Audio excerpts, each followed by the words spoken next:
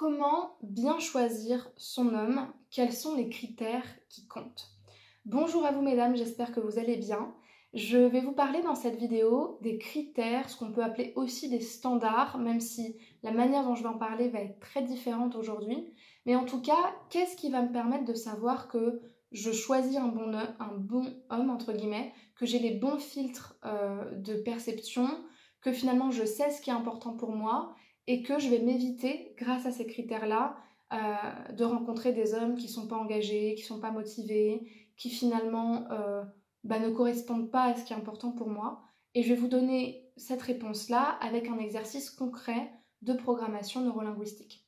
Si vous ne me connaissez pas encore, je m'appelle Chloé Mercart, je suis coach, je suis également maître praticienne en programmation neurolinguistique et praticienne en hypnose ericksonienne, et je suis spécialisée dans l'accompagnement de la dépendance affective et dans le renforcement de l'estime de soi pour que les femmes, en apprenant à s'aimer, aient des relations qui les valorisent, qui soient beaucoup plus belles, plus durables et finalement qu'elles puissent rencontrer des hommes qui les méritent et qui leur correspondent. Si vous n'êtes pas encore abonné à la chaîne YouTube, je vous invite à le faire maintenant en cliquant sur le bouton rouge s'abonner en bas à droite de cette vidéo et en activant la cloche des notifications pour recevoir tous les matins une nouvelle vidéo à 8 h. Sachez également que vous avez à votre disposition une formation offerte qui s'intitule « Incarner la femme sensationnelle, lumineuse et unique qui l'épousera » et qui vous permet justement de pouvoir comprendre comment fonctionnent les relations amoureuses, quelles sont les règles du jeu et comment renforcer son estime de soi avec des premiers outils d'accompagnement. Et pour y accéder, je vous invite à aller dans le formulaire dans la description. Vous avez un lien qui correspond à cette formation. Vous remplissez le formulaire et vous la retrouverez directement dans votre boîte mail. Alors, c'est vrai que souvent, quand on se demande quel homme choisir, quel homme est le bon pour moi, qu'est-ce que je dois regarder, on tombe souvent sur des conseils qui sont plutôt bons, où on nous conseille de regarder la bienveillance, la culture intellectuelle de la personne, éventuellement ses croyances, ses valeurs, est-ce que c'est en commun. Et tout ça, c'est très très important. Et dans d'autres vidéos, je vous avais notamment conseillé de faire le bilan de vos valeurs et justement des valeurs de l'autre en observant ce qui est important chez lui. C'est super important, c'est génial.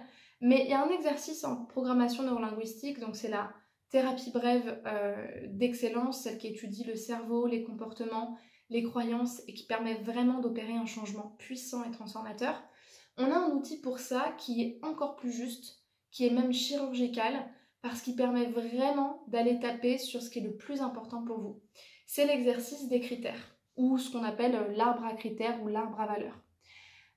Cet exercice, il vous permet notamment d'éviter de tomber dans la carte des autres, et notamment des autres coachs, quand on vous dit c'est ça qui est important chez un homme, c'est ça qu'il faut regarder, c'est ça pour le coach, c'est ça pour plein de femmes, c'est sûrement très bien, mais c'est pas forcément vos valeurs à vous, et donc vous pouvez vous tromper à essayer de chercher les valeurs de quelqu'un d'autre qui ne sont pas les vôtres. Et puis surtout, des fois, on a des valeurs, mais c'est pas les plus importantes pour nous, et donc du coup, on se met comme injonction de regarder ça, alors que c'est pas le plus important. Donc pour pouvoir faire cet exercice, ce que vous allez faire, c'est que vous allez prendre une feuille, rien de plus simple. Donc je prends mon stylo, je vais tracer justement ça sur mon carnet. Donc mettons par exemple cette feuille-là. Vous allez tracer en fait une colonne très simple dans laquelle au début vous allez marquer critères et là anti-critères. Et dans la première colonne, ce que vous allez faire, c'est que vous allez vous dire qu'est-ce qui est important pour moi chez un homme et qu'est-ce que cet homme doit avoir pour que je puisse justement tomber amoureuse de lui, le choisir et vouloir m'engager avec lui. Vous allez prendre plusieurs minutes pour lister tous vos critères entre guillemets, que ce soit des critères concrets ou des critères un peu moins concrets. Généralement, on donne plutôt des valeurs, c'est-à-dire gentillesse, sécurité, beauté, je ne sais pas quels critères vous allez noter. Mais vous allez prendre plusieurs minutes pour les noter. Et puis ce que vous allez faire ensuite quand vous les aurez notés, comme par exemple l'intelligence, la beauté, l'humour, le charme, qui sont ce qu'on appelle des nominalisations, c'est-à-dire des mots qui entre guillemets ne sont pas concrets, ne se rapportent à rien de précis. Vous allez noter à côté de chaque critère des équivalences concrètes. C'est pas la colonne de droite, c'est toujours la même colonne. C'est-à-dire, par exemple, ça va vous faire rire, mais vous savez très bien que c'est le cas. Par exemple, pour moi, un homme qui est beau, c'est un homme qui est en uniforme. Donc l'uniforme, c'est une équivalence concrète parce que c'est quelque chose de concret en fait. C'est-à-dire quelque chose qu'on peut, entre guillemets, palper, mais surtout qu'on peut voir, qu'on peut percevoir et qu'on peut objectivement dire est-ce que ça existe ou est-ce que ça n'existe pas. Par exemple, moi j'avais une cliente, son critère à elle dans la beauté, c'était un homme grand. Et bien un homme grand, pour elle, c'était minimum 1m80. Donc 1m80, c'est une équivalence concrète. En fait, ces équivalences concrètes, ça va vous permettre de vous retrouver dans votre carte et aussi de sortir de la carte mentale de faut qu'il ait ci, faut qu'il ait ça, en même temps faut qu'il ait tout et rien. Ça vous permet en fait d'être dans le concret et de savoir concrètement ce qui est important pour vous. Ensuite, ce que vous allez faire, c'est que une fois que vous aurez noté tout ça, vous allez aller sur la colonne de droite et sur cette colonne de droite, vous allez vous demander si cet homme-là, il avait tous ces critères, il les a tous, mais je n'arrive pas à tomber amoureuse de lui ou je ne m'engage pas avec lui, bref, c'est pas un homme pour moi. Pourquoi ? Pourquoi ? Qu'est-ce qu'il pourrait faire ? Qu'est-ce qu'il pourrait avoir ou être qui fait que je ne m'engage pas avec lui ? Ça peut être la violence, ça peut être qu'il est arrogant, ça peut être qu'il est, je sais pas moi, avare, il est radin, ça peut être un homme qui est complètement stupide, ça peut être un homme qui est infidèle.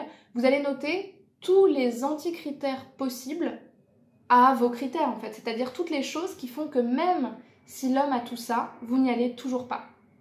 Et à côté de ces anti-critères-là, vous allez noter pareil vos équivalences concrètes.